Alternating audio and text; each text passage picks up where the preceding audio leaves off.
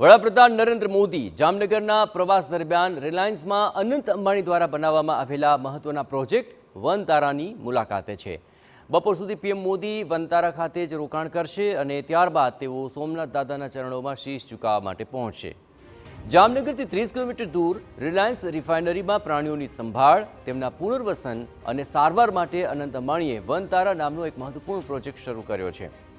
અહીં 3000 એકર જેટલી વિશાળ જગ્યામાં ફેલાયેલા વનતારા પ્રોજેક્ટમાં ઘાયલ, ત્યજી દેવાયેલા અને શિકાર કરાયેલા પ્રાણીઓને બચાવવા તેમની સારવાર આપવામાં આવી રહી છે। આ પ્રોજેક્ટ હેઠળ ફક્ત ભારતમાં જ નહીં પરંતુ વિદેશમાં પણ પ્રાણીઓને બચાવવામાં આવી રહ્યા છે। પ્રાણીઓ માટે એક વિશ્વ કક્ષાનું આરોગ્ય સંભાળ કેન્દ્ર, હોસ્પિટલ, સંશોધન અને શૈક્ષણિક કેન્દ્રથી સજ્જ છે વનતારા, જેમાં દુર્લભ પ્રજાતિના પ્રાણીઓનું રક્ષણ કરવાનો પણ પ્રયાસ કરવામાં આવી રહ્યો છે। તો તેની ખાસિયતો પણ જાણવી ખૂબ જરૂરી છે। આપણે જણાવીએ કે અહીં પૂરા 3000 એકર વિસ્તારમાં આ વિશાળ પ્રોજેક્ટ ફેલાયેલો છે। પ્રાણીઓ માટે વિશ્વ કક્ષાનું આ એક આરોગ્ય સંભાળ કેન્દ્ર પણ છે। અદ્યતન હોસ્પિટલ, સંશોધન કેન્દ્ર અને શૈક્ષણિક કેન્દ્રથી આ સુસજ્જ છે વનતારા પ્રોજેક્ટ। 650થી વધુ એકરમાં રેસ્ક્યુ એન્ડ રિહેબિલિટેશન સેન્ટરનું નિર્માણ કરવામાં આવ્યું છે। 43 પ્રજાતિના 2000થી વધુ પ્રાણીઓને રેસ્ક્યુ એન્ડ રિહેબિલિટેટ કરાયા છે।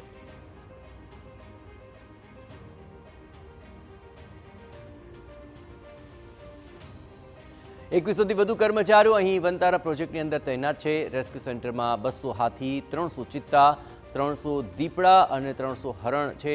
આ ઉપરાંત વનતારામાં 1200થી વધુ સરીસૃપ જીવો જેમાં કે મગર, સાપ અને કાચબાની પણ સંભાળ રાખવામાં આવી રહી છે। ભારતની સાથોસાથ દુનિયાભરમાંથી બચાવવામાં આવેલા પ્રાણીઓની અહીં સારવાર થઈ રહી છે। આફ્રિકા અને મેક્સિકોમાંથી ગંભીર બીમારીથી પીડિત પ્રાણીઓને પણ બચાવીને વનતારા લાવવામાં આવ્યા છે। પ્રાણીઓ માટે ICU, MRI, CT scan, x ray, endoscopy અને ડાયાલિસિસની પણ અહીં સુવિધા છે। પ્રાણીઓને કુદરતી વાતાવરણમાં રહેવાની અહીં ભરપૂર સુવિધા ઉપલબ્ધ છે।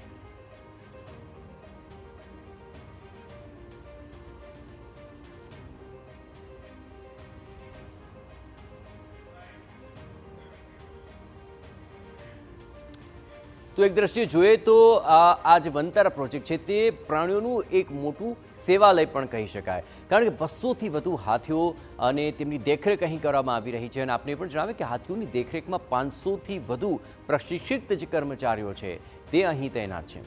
આ ઉપરાંત આપણે જણાવીએ કે 650 એકરમાં બચાવ અને પુનર્વસન કેન્દ્ર તે પણ ઊભું કરવામાં આવ્યું છે। ભારતની સાથોસાથ દુનિયાભરમાંથી બચાવવામાં આવેલા જે પ્રાણીઓ છે તેની અહીં સારવાર કરવામાં આવી રહી છે। વનતારામાં 2100થી વધુ કર્મચારીઓ સતત અહીં તૈનાત રહેતા હોય છે અને સાર સંભાળને વિવિધ કામગીરીની અંદર જોડાયેલા રહે છે। ખાસ કરીને રેસ્ક્યુ સેન્ટર, તેમાં 300થી વધુ દીપડા તેને અહીં રાખવામાં આવ્યા છે। વાઘ અને સિંહ જેવા પ્રાણીઓ પણ આ વનતારાની અંદરમાં હલી રહ્યા છે। 300થી વધુ હરણ અને 1200થી વધુ સરીસૃપ જીવો તેનું નિવાસ સ્થાન છે આ વનતારા। સરીસૃપોની અંદર મગરમચ્છ છે, સાપ અને કાચબાઓ તેને અહીં રાખવામાં આવ્યા છે। કુલ મળીને જોવા જઈએ તો 43 પ્રકારની પ્રજાતિઓના જે પ્રાણીઓ છે તેની સંખ્યા જો ગણવામાં આવે તો 2000 જેટલી થવા જઈ રહી છે। રાધાકૃષ્ણ એનિમલ વેલફેર ટ્રસ્ટ અને તે અંતર્ગત અહીં વિવિધ જવાબદારી નિભાવવામાં આવે છે। ખાસ કરીને હાથીઓને બચાવવાની જવાબદારી પણ વનતારાનો એક મહત્વપૂર્ણ ભાગ રહ્યો છે। તો કુલ મળીને જોવા જઈએ તો વનતારા પ્રોજેક્ટ એ પ્રાણીઓનું એક વિશ્વ કક્ષાનું સેવાલય છે કે જ્યાં પ્રાણીઓની સેવા પણ થઈ રહી છે, તેના પુનર્વસનની કામગીરી પણ થઈ રહી છે, તેની સાર સંભાળ પણ લેવામાં આવી રહી છે।